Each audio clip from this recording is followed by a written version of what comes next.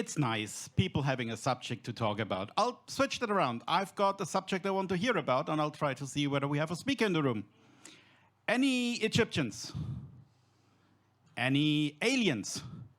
Oh, over there. How old are you?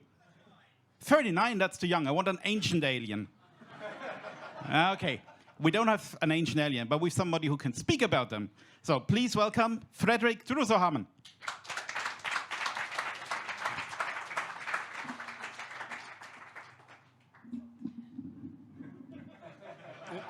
I'm a bit taller than most, so I'm... Sorry, that's my slide. I wasn't commenting on your speech. So, my name is Fredrik. I will talk about ancient aliens and their pretty dark origins. So we will, you might be familiar with Ancient Aliens from the History Channel and its pseudo-scientific background. Now, it's been on for 12 years, resulted in a live talk, video game, and NFT quite recently. And, well, you might be familiar with the pseudoscience in it, but not maybe the racist origins. So let's start with the beginning, or the most famous one, Erich von Däniken and Zecharia Sitchin. They are not the originators, but the biggest two. Erich von Däniken is maybe the largest, sold over 70 million books, most known for Chariots of the Gods. And if you start to read his books, you will find quotes like, "Was the black race a failure, and did extraterrestrials change the genetic code by gene surgery and then program a white or yellow race?" And he's just asking questions, but the answer is yes. And if we continue reading, we find the evolutionists say that man descends from monkey, yet who has ever seen a white monkey or a dark ape with curly hair, such as the black race has? So why stop at racist idea when you can get some evolution and denialism in it too? And he also advocates eugenics. He is claiming that scientists soon will be able to tell what race we can combine to get non-desired or desired traits. And when we read his books, we notice that he also usually put the epithet primitive on non-European culture. How can these primitive people build these fantastic monuments while Europeans does not get that epithet? And Sitchin is a bit different. He's not as vocal. He's the author of The 12th Planet. How we get to 12, I don't know, really. He doesn't really talk about it in his books, but he also have this idea that evolution could not have happened, that humans are cloned and bred, and that there's a master race and a slave race that interbred. Not great, so to say. But this has been quite dark, but we can... Oh, too far? We can go even a bit darker. So let's talk about literal Nazis. So let me introduce you to Jan van Helsing. And he is not heavily into Cradle of Filth or goth. His real name is Jan Udo Howley. And he's not been on the TV show, but he's been quoted and mentioned a couple of times. And he chose his name, Van Helsing, because in the books Dracula, Van Helsing kills bloodsuckers. With bloodsuckers, he means Jews in this case. And he has been convicted for Holocaust denialism and other fun things. His most famous book is The Secret Societies, which he based on Protocol of Elders of Science and the work of Holocaust deniers such as David Irving, David L. Hagen, and Germal Rudolph. And he usually, in his book, talks about Nazi UFO, Nazi survivors, and white aliens, or Aryan aliens, Nordic aliens.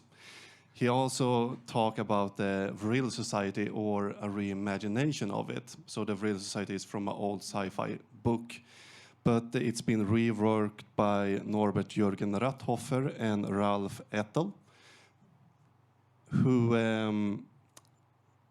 to a more right-wing Nazi connection.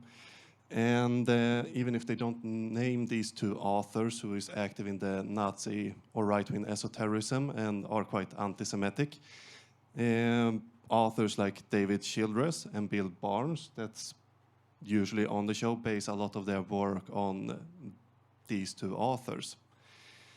And we noticed this heavily in the episode called Nazi Wonder Weapons, when they talk about Hans Kammler, who is one of the architects behind the Holocaust, for example, and also for the V1 and V2 production of the rockets.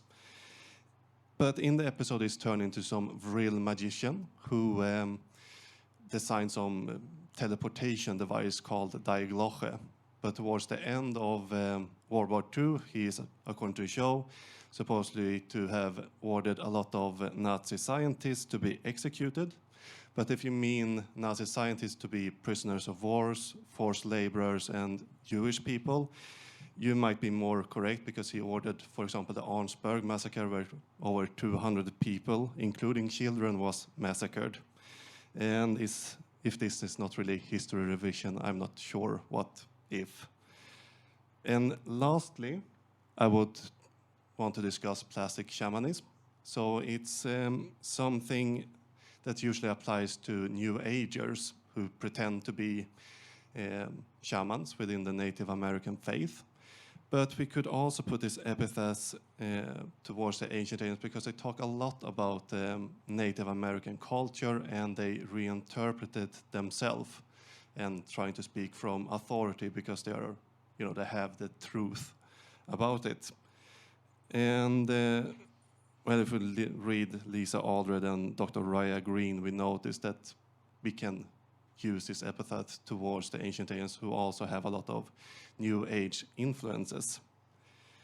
And it's heavily, if you watch the show, you will notice a lot that they, especially when they speak about the Serpent Mound, rewrite Native American history. For example, we have Thomas Johnson, who is an alien proponent, and he claims that Serpent Mound is a marker for space, according to the Shawnee Indians. And they are convinced that space travelers are using Serpent Mound as a marker.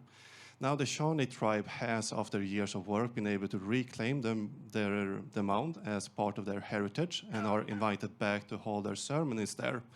And they also hold a lot of lecture trying to wash away these strange fringe ideas. But it's a lot of New Agers that go there to bury crystals in the ground, and they even interrupt Native American speakers when they have lectures.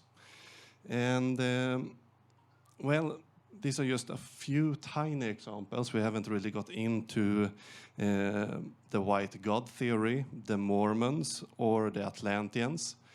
And there's a lot more to talk. We can talk about it a lot longer. But the next time someone asks you what's the harm with ancient aliens, you can clearly respond, where should we start?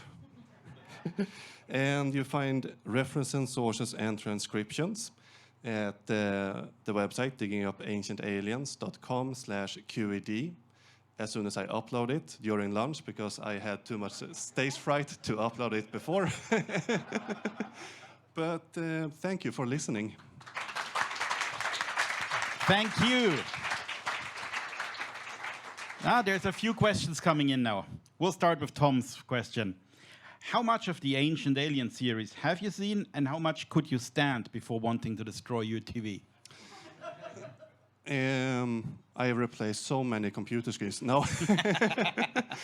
I've seen, 4 seasons, read a lot of the books, and they doesn't get better, but you get more used to it after a while. Okay. Igor has got a question. How much ancient alien beliefs are based on people can't do great things, and how much are based on brown people can't do great things?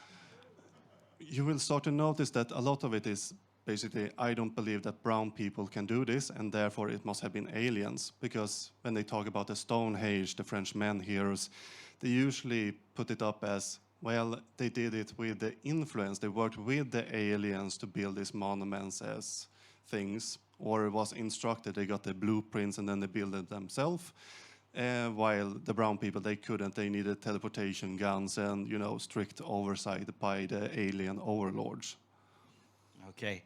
We've got a question from Aaron. Is there much overlap between ancient alien content and present tense alien conspiracism like Ike's reptilians? Are these the same communities or ideologies? They are heavily influenced. If you read David Icke, you will notice that he also put a lot of influences from Van Däniken and other authors, especially even the ones we mentioned previously, Ralph Ethel and Jan Van Helsing, as he likes to be called.